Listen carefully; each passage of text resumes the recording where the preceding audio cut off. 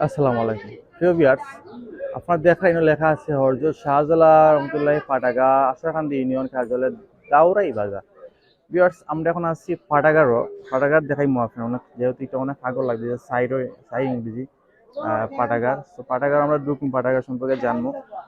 বিশেষ করে তারও আমার কোয়েশ্চেন ভাই, আমরা পাটাগারটা ভিডিও বানাই ধরবো। তো সেই হিসাবে যেহেতু পাটাগার লেখার ভিতরে আছে অনেক বইও আছে, তো আমরা দেখবো গিয়ে না আসলে কিতা কিতা আছে বা কিতা কিতা পাওয়া যায়, কারণ তো আগে ঢুকছিও না, তো আমরা না জানি না কিতা নাকি দেখি আমরা কিতা কিতা আছে। আসসালামু আলাইকুম।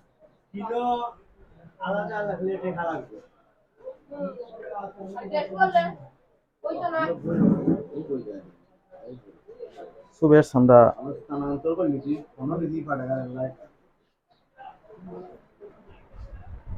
দেখলাম যে অনেক বিভিন্ন ধরনের বই দেখলাম আপনাদের ওটা।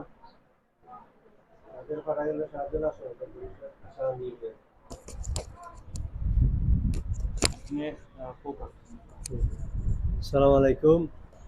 আসলে আমাদের শাহজালাল সংস্করণ পরিষদ দুই 5/7/2004 সালে আমাদের পাঠাগার গঠিত। পাঠাগারের মূল নাম হইল শাহজালাল সংস্করণ পরিষদ, আশাকান্দি ইউনিয়ন কার্যালয়, দাওরাই বাজার। আমাদের পাঠাগার থেকে পাঠকদেরকে আমরা এই বিনামূল্যে পড়ার জন্য সুযোগ সুবিধা করে দেই এবং বসে পড়ার জন্য আমাদের পাশেই অফিস আছে, যাতে মানুষ বইয়া ইসলামী বই সহ রকমারি আরও কিছু বই পুস্তক আমাদের কাছে আছে, যেগুলা থেকে মানুষ জানতে পারবে এবং বুঝতে পারবে। যে বইগুলি পড়লে মানুষ সাধারণত জ্ঞানী হয়, এই সমস্ত বইগুলো আমাদের পাঠাগারে আছে। আমরা আশা করব বেকার শিক্ষিত যুবক সহ আরও যারা আছে সমাজে, যারা অনেক সময় বসে বসে সময় বেহুদা কাটান, সকলের প্রতি আমাদের দাওয়াত রইল যাতে আমাদের পাঠাগারে আসেন। বই বাড়িতে নিয়েও বড় পড়ার সুবিধা আছে এবং পাঠাগারে বসে বই পড়ার সুবিধা আছে। আমরা আশা করব এলাকা সহ পুরা ইউনিয়নে যাদের ইচ্ছা আছে বই পড়ার, আমাদের পাঠাগার থেকে বই নিতে পারেন। আমরা বিনামূল্যে বই বিতরণ করি এবং 5 দিন সময় থাকে। 5 দিন পরে যেন বইগুলা নিজ দায়িত্বে ফেরত দেন, এই এই আশা করি পাঠকদের কাছে।